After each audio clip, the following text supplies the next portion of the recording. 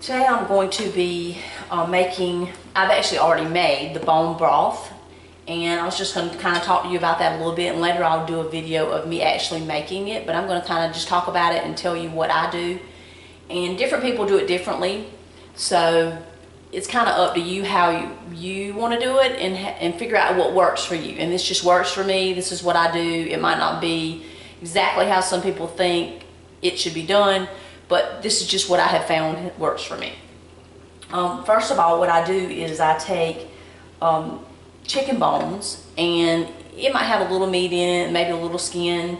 Just I try not to do, but just a little skin for flavor. But I put the bones in my crock pot and I cover them with water.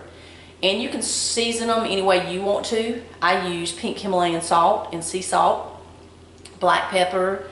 I'll put some turmeric in it. I put some garlic powder in it, some onion powder. I put chili powder. I kind of just go through my cabinet and just kind of see what I have. I'll put some dried parsley or some dried oregano, just a little bit. You don't want too much of that, but I put some of those kinds of things in it. I have some dehydrated mushrooms. I'll throw a couple of those in there, or a small handful, because this is not a big crock pot. And you cover it with water, and then you let it cook. I let it cook on low for 2-3 days. Just leave it alone, sit there. I don't even check it because it's got plenty of juice in it. It's not going to burn. It's not going to boil over in a crock pot. And if you're cooking it on the stove, I've never done that before, but you would have to cook it at a very low heat. And of course, I wouldn't recommend that you leave it. But this has been cooking. I turned it off this morning, so it's still nice and warm on the outside, hot, I'm sure, on the inside. But then what you do is, after you feel like it's ready, and you don't have to do it that long, but the longer you cook it, it just seems like the better your bone broth is. So after you cook it, you're going to strain it. So what I do is, I'm going to kind of bring you up so you can see.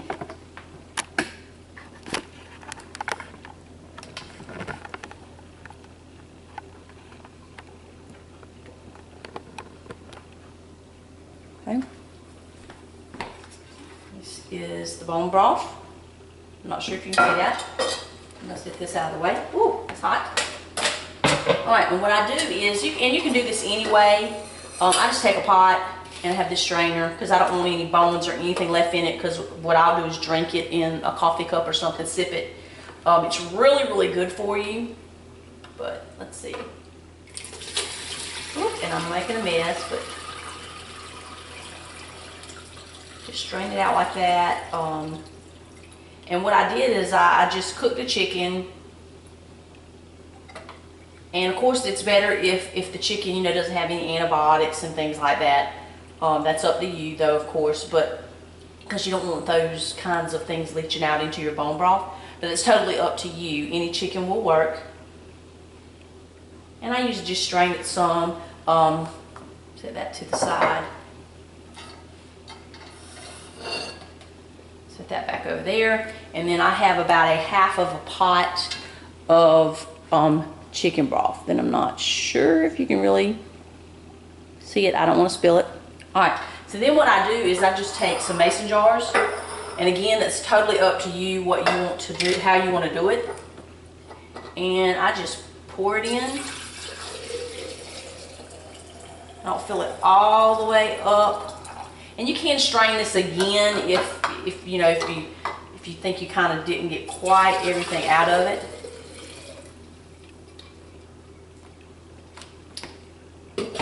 Alright, and I do usually like to keep them half and half. Don't ask me why. I think that's my OCD kicking in. It's not quite half and half, but that's okay. Alright, and then what I do is I use these lids here. You can use a regular jar lid. I just use these. They work great. They sell them at Walmart, and they fit the wide mouth jars and the regular mouth jars. I'm not going to tighten this all the way, because I'm just going to leave it to cool. But then what I do is I just put it in the refrigerator, and just as I'm ready for some, I just take it out. This is one that's been in the refrigerator. and I'm fixing to drink the rest of that today. And it's really, really good for you. I suggest you do some research on bone broth, but it just has a lot of vitamins and things in it that are just really, really good for your body. And it works great for warding off sickness, or if you feel bad. You know how you always reach for that chicken noodle soup? Well, this is like 100 times better. So I suggest that you make some, try it out, see how you like it, and go from there. Now, I will tell you that what I have been doing, because I saw some other people do this, is I will put the stuff back in. It has cooked way down from what it was before, so I won't have anywhere near. But I will fill about half of a pot full. Just cover the bones, and I will put this back in the crock pot, and I will turn it back on, and I will probably let this let it sit here and cook on low for another couple days, and I'll get probably another jar of bone broth. I am going to go ahead and add in some herbs and things. My sea salt here.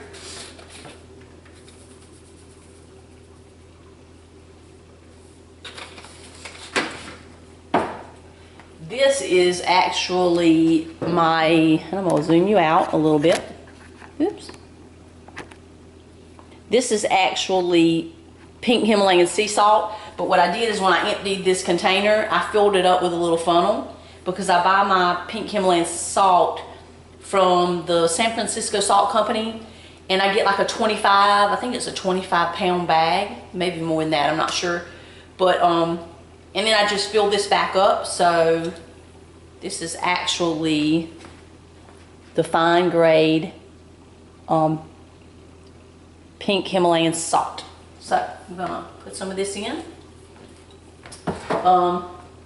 Take my turmeric. I just sprinkle. I don't measure. I just kind of do it what I see works for me. Here's my Simply Organic garlic powder.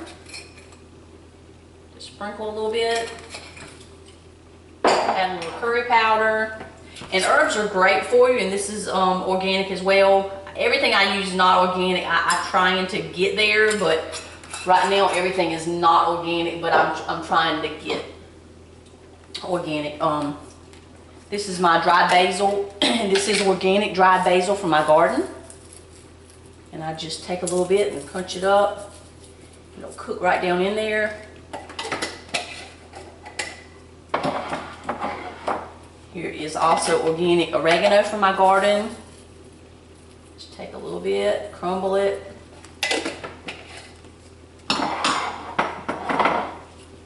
Little organic dried parsley. And like I said, it's up to you what you put. And I think that's about, they usually use some chili powder. Don't ask me why. This is organic chili powder. Just sprinkle a little bit. I don't use too much of that.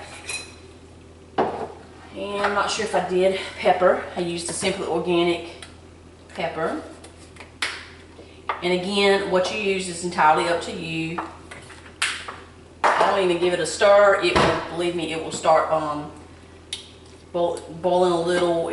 Not boiling, but it'll mix itself all up in there. But I'll just leave this on low, leave it for a couple days sitting in the crock pot, 2 days, and then I'll come back and pour it up just like I did with these. Leave them loose until they cool. When they cool, I will when they cool down a little bit more before I go to work, I'll put those in the refrigerator. And it's great for you. Again, like I said, do a little bit of research on bone broth. It's not hard to make the way I make it. Now, other people make it a little differently, and you have to kind of figure out what works best for you. But this is the way that I do it, and I hope you enjoyed the video. Give me a thumbs up, subscribe to my page, and I'll see you next time. Bye.